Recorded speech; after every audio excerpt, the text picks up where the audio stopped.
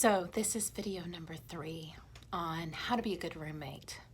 So there are times and there are days when the people that we love drive us crazy. Maybe you love your roommate, maybe you don't. I don't mean sexually love them. I mean care for them, are good friends with them. The people around us that surround us, sometimes we are fond of them and sometimes we are not.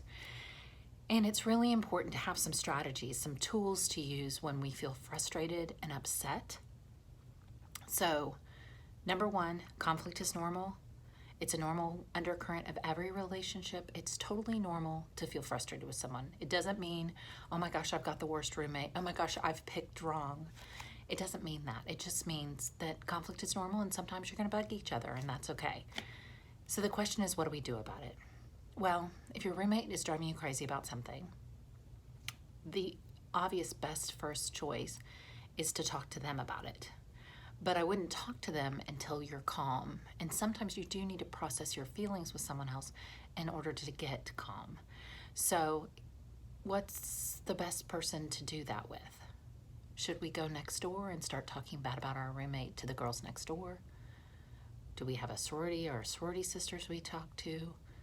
Or do we find one safe person that tends to be pretty neutral so it doesn't stir up gossip?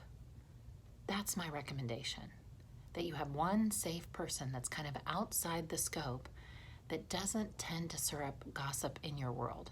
That can be your mother or your sister or a high school friend that's not there at college with you. So it's not just constantly perpetuating more and more conflict. And then once you feel like, I have a sense of what's happening, here's her part of the problem, here's my part of the problem, here's what I'm doing in response. You know, yesterday's video was about the 4 horsemen, John Gottman's 4 horsemen. Am I stonewalling her, giving her the silent treatment? Does she view me as critical? Or does she think I think I'm better than her and I'm holding her in contempt? Or do I seem defensive when she tries to talk to me? If I'm doing one of those things, and if I can own that that's my part of the problem, then that'll make that conversation go a lot better.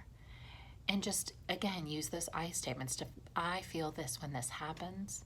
You're not trying to make her wrong and you right. It's more about how can we clear this up so it gets better for both of us. Having that goal in mind that we want it to be better. We want to be cordial and nice and maybe even friendly with each other. And whatever differences we have, we can sort out. Again, because conflict is normal. But I think one of the key things that makes that almost impossible, along with yesterday's thing, using one of those 4 things makes it very difficult, but also if we gossip and if we talk to other people and we stir up a lot of drama. And people sometimes say, well, I didn't mean to stir up drama, but I needed somebody to share with. I agree that sometimes you need someone to share with.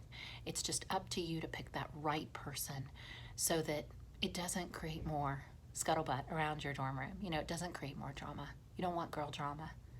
And you don't want to be the one talking bad about somebody else, because when it comes down to it, you wouldn't want anyone talking bad about you. Anyway, I hope this is helpful. If you're watching on YouTube, you can like the page, subscribe the page, like the video. If you're watching on Instagram, thank you. And I hope you have a great day. Enjoy your roommate.